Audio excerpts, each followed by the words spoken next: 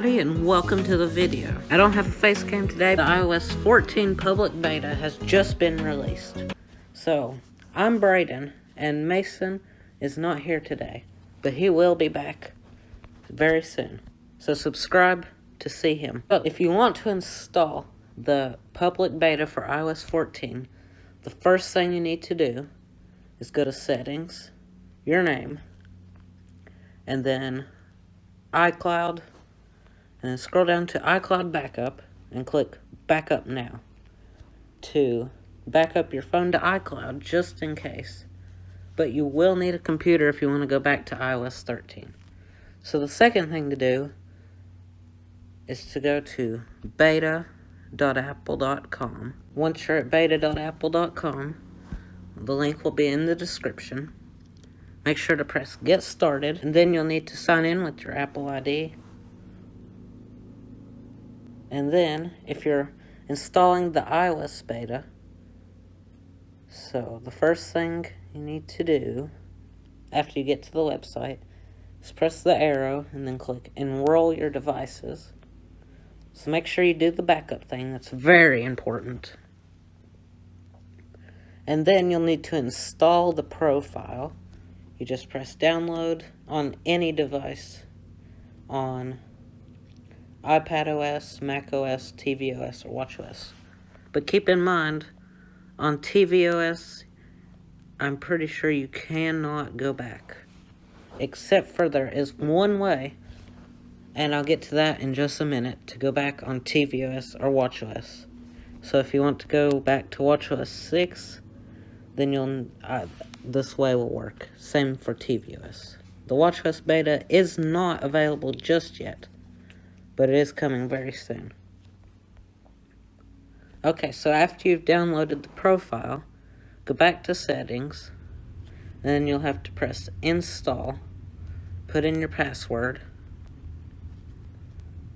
click Install, read this if you want to. You'll need to press Install, and then Install, and then if you want to restart, you'll need to. I'm not going to because I'm going to delete this after, because I'm using the developer beta. But anyway, after you install the profile, you need to go to General and Software Update, and it should be there. If not, I'm not really sure how to get it there if it's not there after you install it, but make sure to do that. You do the exact same thing for iPadOS. If you want to install the macOS public beta, you just install the profile after you back it up, and then just follow the instructions on the screen. I don't have a Mac, so I don't really know. And follow the on-screen instructions for tvOS. On watchOS, you'll download this, and it should open the Watch app. So if I go to the Watch app, it should be here, and you should be able to press Install. Then after you install the profile, go back to General and Software Update, and then it'll check for an update, and you should be able to update it. So that's all for that.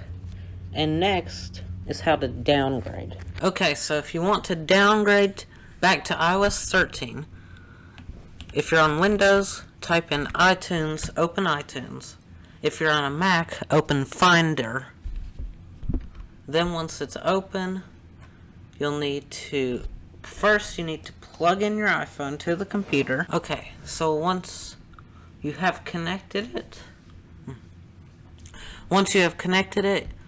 you'll need to click Restore iPhone. And you'll have to turn off Find My, and then it should, after I turn off Find My, let's see here. So to turn off Find My iPhone, you need to click your name, go to Find My, and then you'll have to click Find My iPhone, then you'll turn it off, then you'll enter your password.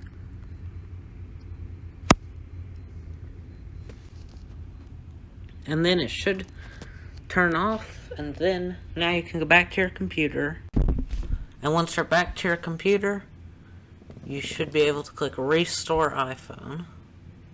And then it'll ask you if you want to back it up.